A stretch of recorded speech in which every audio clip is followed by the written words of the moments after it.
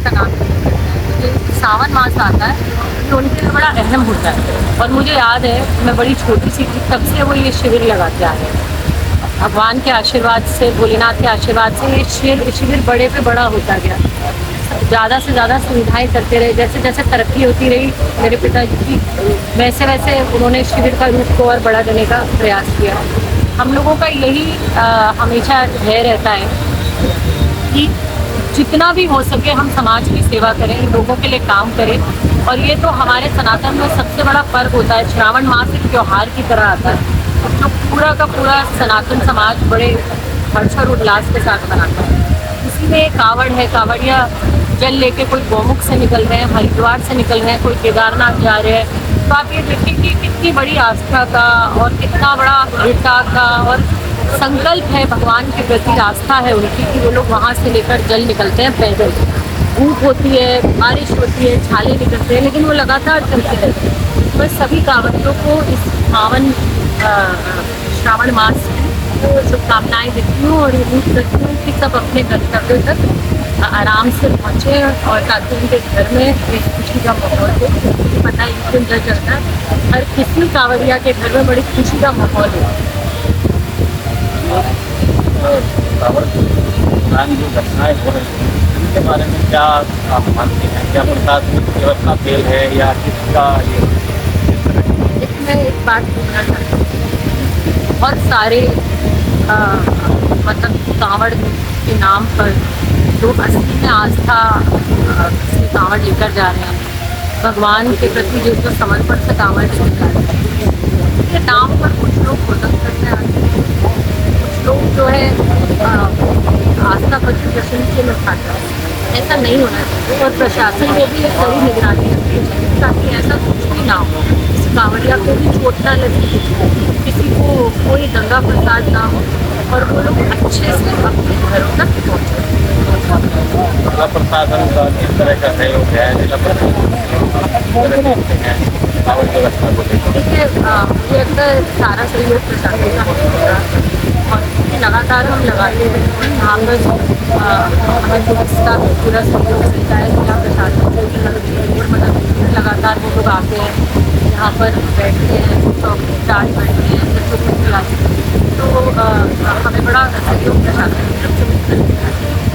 काफ़ी सालों से कांवड़ के हर बार जाम लगता है, ये होता है कि कांवड़ चलने की रहने की व्यवस्था होता है, लेकिन नहीं हो पाती है। शहर में सारे शहर के बंद कर दिए जाते हैं, जो मेन जाते हैं वो बंद कर दिया जाता है, ज़्यादा आपकी आ जाती है, सब सुधार होता है। लेकिन मुझे लगता है कि प्रशासन को कुछ और अच्छे इंतजाम करने चाहिए ताकि सुचारू रूप से चलने वाले काम चलते रहें, क्योंकि कई लोगों को ऐसी ऐसी बीमारियाँ भी होती हैं कि उन्हें डॉक्टर के यहाँ जाना है और काफ़ी चीज़ें हैं, जैसे स्कूल बंद करा दी है बच्चों के लिए, अभी 2 महीने की बाद फिर से स्कूल बंद है। तो ऐसे इंतजाम कराने चाहिए ताकि बेसिक सुचारू रूप से चलने वाली चीज़ें जो चलती हैं वो बाधित ना हो। मुझे लगता है अगर ऐसा करेंगे तो और अच्छा होगा। ये स्कूल बंद किए गए हैं, क्या उचित है? मुझे लगता है कि बच्चों के कितने दिन बंद करने चाहिए, क्योंकि अभी देखिए बच्चों के हाथ में भी एग्जाम आने का समय आता है और पढ़ाई वास्तव में एक श्रद्धा का और विश्वास का, और भगवान शंकर जी अपनी तपस्या छोड़ के जो पृथ्वी लोक पर आते हैं वो सिर्फ और सिर्फ जो हमारे कांवड़ यात्री हैं, जो गंगोत्री से, जमुनोत्री से और हरिद्वार से कांवड़ लेकर अपने अपने गंतव्य स्थान पर जाते हैं जलाभिषेक करने के लिए, उन्हें आशीर्वाद देने के लिए जो है यहाँ सभी लोग पाते हैं। श्रावण मास बहुत ही पवित्र मास है। मैं कहना चाहता हूँ इसी श्रद्धा और विश्वास के साथ आने वाली शिवरात्रि के अवसर पर सब हमारे शिव भक्त, हमारे जो कांवड़ यात्री हैं वो जलाभिषेक करेंगे।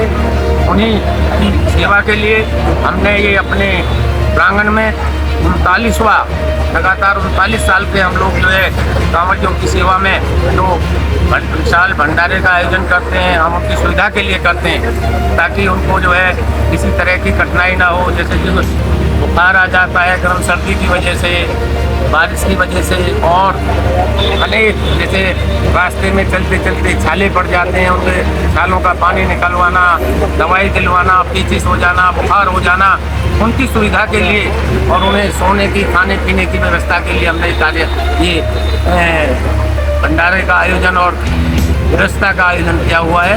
मैं उन्हें सभी आने वाले शिव कांवरियों को और आने वाली शिवरात्रि की सभी को अपनी तरफ से, परिवार की तरफ से, सभी भाइयों की तरफ से हार्दिक शुभकामनाएं देता हूँ। बहुत बहुत धन्यवाद। जय श्री कृष्ण। ये जो नगर निगम प्रशासन की ओर से क्या सुविधा, क्या सहयोग आपको मिल रहा है? नगर निगम प्रशासन की ओर से हमें सुविधा सभी को मिल रही है। मैं ज़्यादा समझता हूँ ये अपना सुलभ शौचालय भी उन्होंने यहाँ लगाया हुआ है, पानी का उन्होंने अपना जल का टैंकर भी यहाँ खड़ा किया हुआ है और सफाई कर्मचारी भी जो यहाँ से पूरा करकट निकलता है, उनकी गाड़ियाँ आती हैं नगर निगम की, वो सुबह शाम उठाकर ले जाते हैं। ये नगर निगम का काफ़ी सहयोग है।